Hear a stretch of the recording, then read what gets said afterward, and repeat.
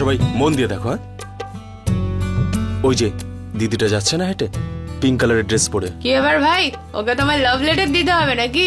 এই মনে হচ্ছে তোমরা বেশি সিনেমা দেখে ফেলছো আজকাল। আমাদের এরকম কোনো সিনেমার মতো কিছু করতে হবে না, ঠিক আছে? তোমরা শুধু দিদির কাছে যাবে আর ওকে ভালোবেসে বলবে যে দিদি দিদি প্লিজ আমাদেরকে গেয়ে শোনাও না, আমরা জানি তুমি খুব ভালো গান করো, আমাদেরকে প্লিজ গেয়ে শোনাও না। তুমি খুব ভালো অনেক ফিল্ম দেখতে শুরু করেছো, এত ওভার অ্যাক্টিং করার কোনো দরকার নেই, আমি সব বুঝতে পারি। ওকে, আরেকটা কথা, ওই যে বেঞ্চটা দেখছো, দিদিকে না ওই বেঞ্চের ওপর বসেই গান করাবে। ওকে, ওই যে আঙ্কেলটা হেঁটে আসছে না, মেক শিওর যে দিদি যেন ওই আঙ্কেলটার সামনেই গান করে। ওকে, টাইমিংটা কিন্তু একদম পারফেক্ট হওয়া চাই। চলো যাও এবার।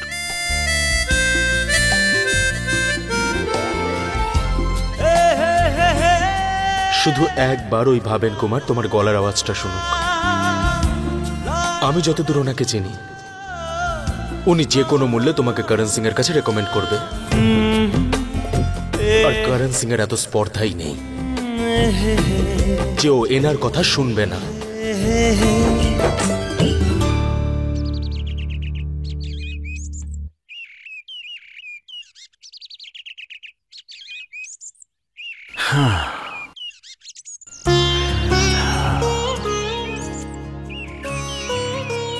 প্রকৃতির প্রত্যেকটা কোণায় সঙ্গীত লুকিয়ে আছে, প্রত্যেকটা জায়গায় নতুন প্রেরণা। তবু বারবার কেন একই শব্দ আর সুরকে আমরা পুনরাবৃত্তি করি? কতদিন ধরে অপেক্ষা করছি কবে শুনতে পাবো সেই কণ্ঠস্বর যা সঙ্গীতের পৃথিবীকে এক নতুন দিশা দেবে। এমন কণ্ঠস্বর যাকে সুযোগ দিলে গর্বিত হব।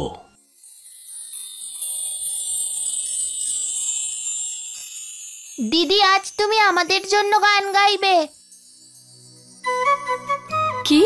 প্লিজ দিদি শোনাও না, প্লিজ দিদি প্লিজ। আচ্ছা এক মিনিট, তোমরা কি করে জানলে যে আমি গান গাই? দিদি তুমি দেখতে এত মিষ্টি, তাই ভাবলাম গানও গাইতে পারো হয়তো। দিদি প্লিজ গাও না দিদি, শোনাও না গান। দিদি প্লিজ গাও না দিদি, প্লিজ প্লিজ প্লিজ দিদি প্লিজ। আরে আচ্ছা আচ্ছা ঠিক আছে, আমি গাইব। তাছাড়াও এই শহরে অন্য কেউ তো আমার ট্যালেন্টের কদর করে না।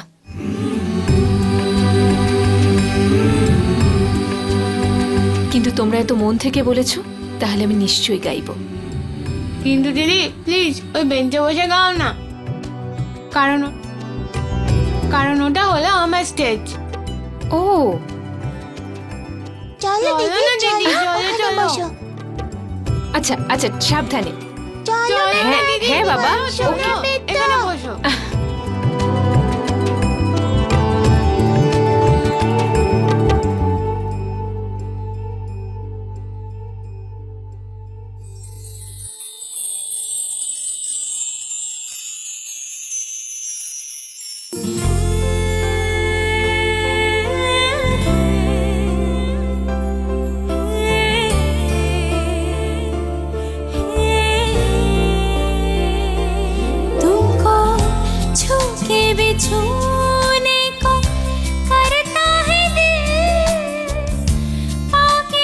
এই গান কে গাইছে?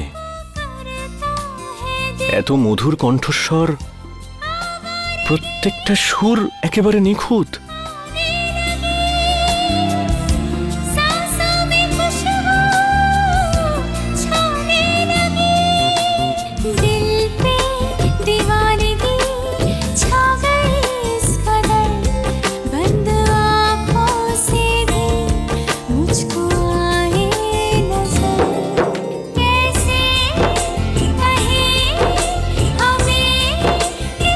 কে গাইছে এখানে?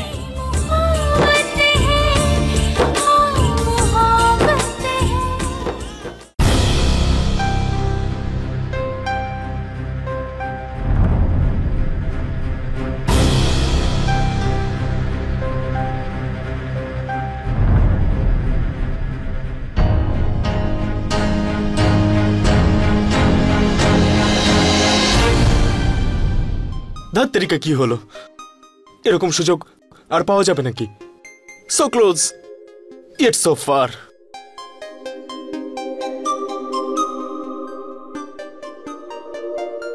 এক্সকিউজ মি, আপনি এখানে কাউকে গাইতে দেখেছেন? আই মিন একটা মেয়ে। হ্যাঁ, সকাল সকাল আমি পার্কে একটা মেয়েকে গান করতে শুনেছি। আপনি আপনি আপনি দেখা করতে চান ওর সাথে? আই মিন, আপনি আপনি আপনি জানতে চান যে ও কোথায় গেল? কিন্তু সেসব আপনি কি করে জানলেন? আসলে আমি গেস করে নিয়েছি আপনাকে দেখে। আসলে ও ও এক্ষুনি ওইদিকে গেছে, গায়ে পিঙ্ক কালারের ড্রেস, একটা আন্টির সাথে আছে। আসলে ওর একটু তাড়া ছিল, তাই আপনি একটু তাড়াতাড়ি যান না প্লিজ। ও thank you very much.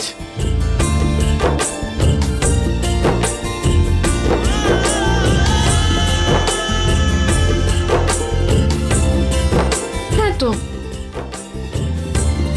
Excuse me, আপনি কি তখন গানটা গাইছিলেন? খুব সুন্দর গাইছিলেন। আমি সেই ব্যাপারে একটু কথা বলতে চাই। কোন গানটার কথা বলছেন আপনি?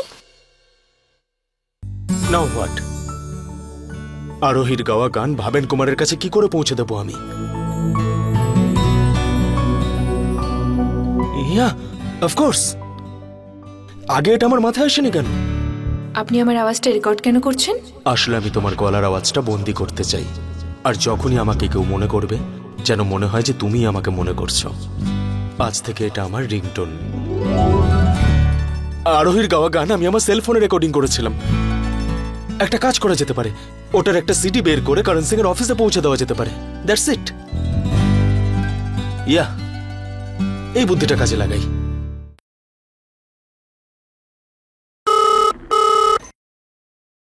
হ্যালো সলিল। ম্যাম, সলিল স্যার তো একটু আগেই বেরিয়ে গেছেন। চলে গেছে? কোথায়? ঠিক বলতে পারবো না, কিন্তু সিমলা হর্স কোর্স যাওয়ার কথা বলছিলেন। ঠিক আছে। ওখানে গিয়ে কি করবে?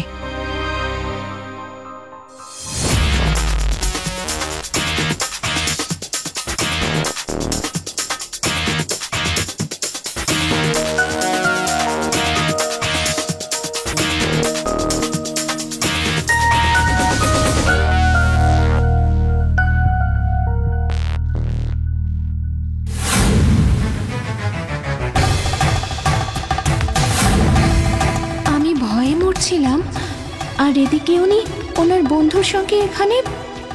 ফোনটাও রিসিভ করলেন না, আর আমাকে ইনফর্মও করলেন না। আসলে ব্যাপারটা কি?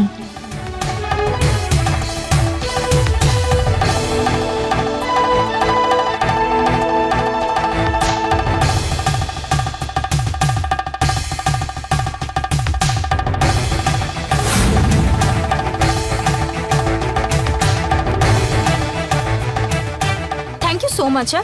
আজকে আমি এতটা বেটার ফিল করছি শুধুমাত্র তোমার জন্য। আরে পাগল, এটা থ্যাঙ্কস বলার কি আছে? হ্যাঁ, তুই কিন্তু আমাকে বলিসনি যে তোর সমস্যাটা কি। আই ডোন্ট নো সলিল, তোমার থেকে আর কি লুকোবো। সত্যি কথা বলতে আমার মনে হচ্ছে যে আমার বয়ফ্রেন্ডের অ্যাফেয়ার অন্য কারোর সাথে চলছে। হ্যাঁ? ও নো। আই ডোন্ট নো, মানে এমন হতে পারে যে ও আমাকে জেলাস ফিল করানোর জন্যই এইসব করছে। Because he really pace with me. আমি ইন্ডিয়াতে ওকে না বলে চলে এসেছি, হতে পারে এই জন্য। ও, তাহলে ব্যাপারটা হলো এইটা। হুম। আরে এটা তো ছেলেদের স্বভাব। দেখ, ও তোকে যেরকম জেলাস ফিল করাচ্ছে তুইও তাই কর। কিন্তু আমি ওর সাথে এটা কি করে করবো বলো তো? অ্যাজ এন আমার লাইফে তো কেউ নেই, তো আমি কাকে নিয়ে জেলাস ফিল করাবো? আরে আমি আছি তো। আরে আমি তো ভাবতেই পারিনি। রাইট, মানে তুমি আমার হেল্প করবে ওকে জেলাস ফিল করানোর জন্য, রাইট? তাহলে বন্ধু কিসের জন্য? ও ইয়ে।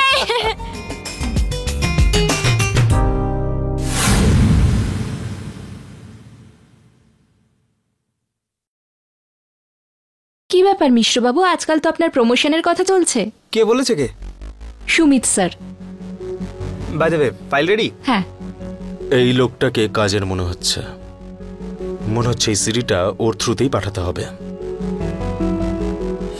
এক্সকিউজ মি, থ্যাংক গড তোমাকে এখানে পেয়ে গেছি, নাহলে আজ তো আমার চাকরি চলে যেত। আপনি কে? আরে ভাই, তুমি আমাকে ভুলে গেলে? এনিওয়েজ, আমার বায়োডেটা দেওয়ার মতো আমার কাছে সময় নেই। এই সিডিটা করণ সিং এর ভীষণ প্রয়োজন, এক্ষুনি গিয়ে ওর অফিসে পৌঁছে দাও। কার সিডি এটা? আরে ভাই, আর্জেন্সিটা বোঝো। এই সিডিটা করণ সিং এর কাছে পৌঁছে দাও, আর গিয়ে বলো যে সকালবেলা পার্কে যে গান করছিল মেয়েটা, সে নিজের গান রেকর্ড করে এই সিডিতে পাঠিয়েছে। পার্কে? মেয়ে? যদি এই সিডিটা করণ সিং এর কাছে না পৌঁছয় তাহলে আমার তো জব যাবেই, তোমার প্রমোশনের জায়গা ডিমোশন হয়ে যাবে। যাও ওকে তাড়াতাড়ি যাও। দেখছি।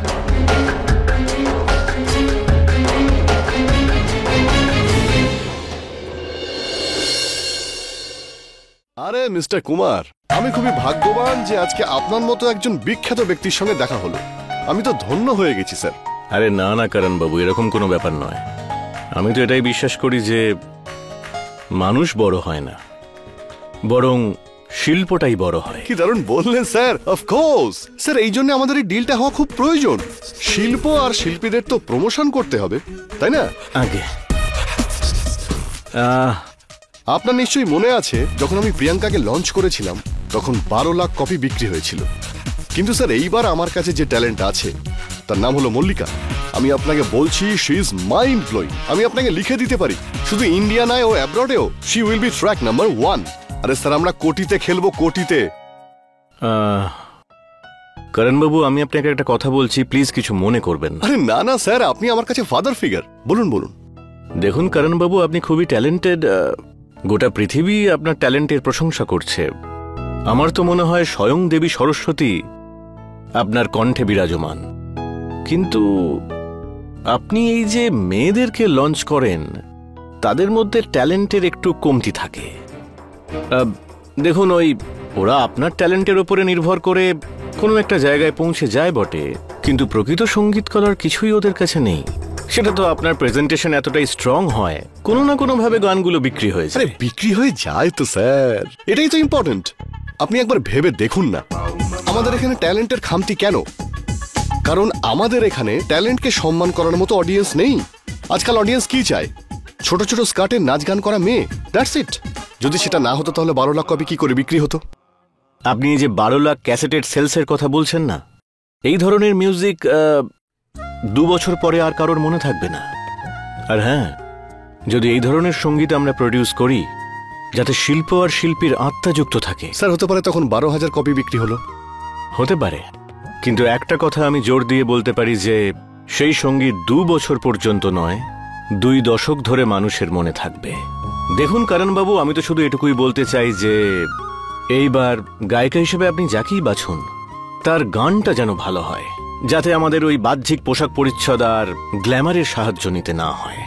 স্যার এটা সাহারা নয়, অডিয়েন্সের ডিমান্ড। না করণ বাবু, এরকম ব্যাপারটা নয়। যদি সেরকমটা হতো না, যেমনটা আপনি বলছেন, তাহলে লতা মঙ্গেশকর এই দেশের সবথেকে বড় গায়িকা হতেন না। বুড়ো তো দেখছি মাথা খারাপ হয়ে গেছে। দেখুন, আপনি আমার একটা পয়েন্ট শুনুন। আজকাল ফাস্ট ফুড খায় সবাই, অর্ডার দিল, খাবার এলো, খেলো, খাওয়া শেষ। মিউজিকও একদম তাই, ঝটপট তোমার পারফরমেন্স দেখাও, ওভার অ্যান্ড আউট, ফিনিশ। দেখুন করণ বাবু, লাখ কথার এক কথা, আপনি এই প্রজেক্টের পেছনে আছেন, তাই ডিলটা সাইন তো আমি করবই। আর এমনিতেও করণ সিংকে কেই বা না করতে পারে। কিন্তু আমি শুধু একটা জিনিসই চাই, যে আপনি আমার একটা অনুরোধ রাখবেন। আরে বলুন না স্যার। দেখুন করণ বাবু, আমাকে এমন একটা কণ্ঠস্বর এনে দিন যার কোনো তুলনাই হয় না। এমন একজন শিল্পীকে এনে দিন যার কণ্ঠস্বর মানুষের মনে একেবারে গেঁথে যায়। আপনি হয়তো বিশ্বাস করবেন না, তেমন কণ্ঠের খোঁজ আমার কাছে আছে।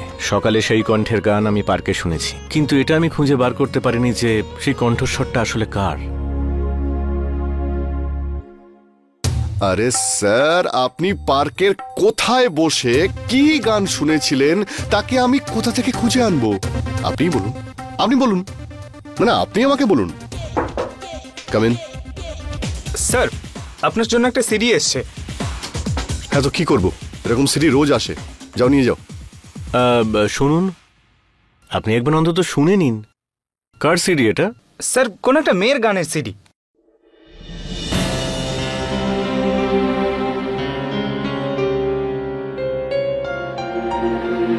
এতে কিছু লেখাও আছে স্যার। সকাল সকাল শিশিরের ফোঁটার তলায় আমি এই শব্দগুলোকে গান বানিয়েছিলাম। সকাল সকাল আমি একটা মেয়েকে এই পার্কে বসে গান করতে শুনেছি। দয়া করে একবার শুনে নেবেন। আরে কে ইডিয়েট! কারণ এই শব্দগুলো আমি শুনেছি মনে হচ্ছে। হয়তো এটা সেই মেয়েরই কণ্ঠস্বর যেটা আমি সকালে পার্কে শুনলাম। কি বলছেন কি স্যার? আর এটা কি কোনো বাংলা সিনেমা হচ্ছে নাকি? ওদিকে ও গাইলো আর এখানে সিডি বেরিয়ে গেল। করণবাবু, আপনি অন্তত একবার শুনে নিন। আরে ভাই, একবার চালা তো, চালা, এক্ষুনি শুনতে পাবেন স্যার।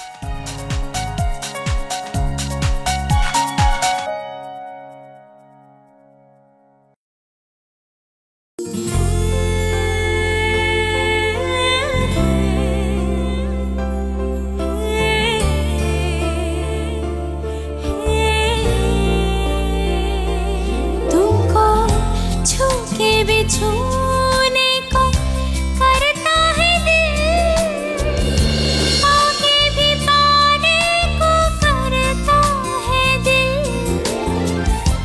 आवारगी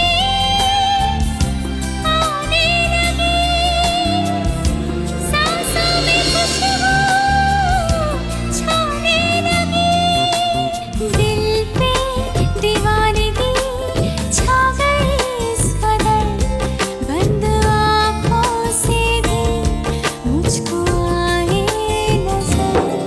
এটাই এটাই সেই কণ্ঠস্বর। আরে এ তো আশ্চর্য ব্যাপার ঘটে গেল। এটাই সেই কণ্ঠস্বর যার গান আমি পার্কে শুনেছি। এ তো ঈশ্বরের আশীর্বাদ।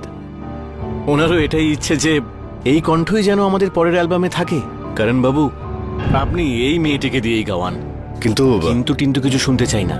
আপনি চাইলে আমি এই মুহূর্তে আপনার কন্ট্রাক্টের 12 কোটির বদলে 25 কোটি দিতে রাজি আছি, কিন্তু কণ্ঠ আমার এটাই চাই। 25 কোটি? 25 কোটিতে তো আমি ফাটা বাঁশের থেকেও আওয়াজ বের করতে পারি, আর এটা একজন ট্রেন্ড সিঙ্গার। ঠিক আছে স্যার, আপনি যখন বললেন আমি করে দেব। এই মেয়েটাকে খুব তাড়াতাড়ি এখানে নিয়ে আসবো, কারণ আমি আপনাকে সেবা করতে এখানে বসে আছি।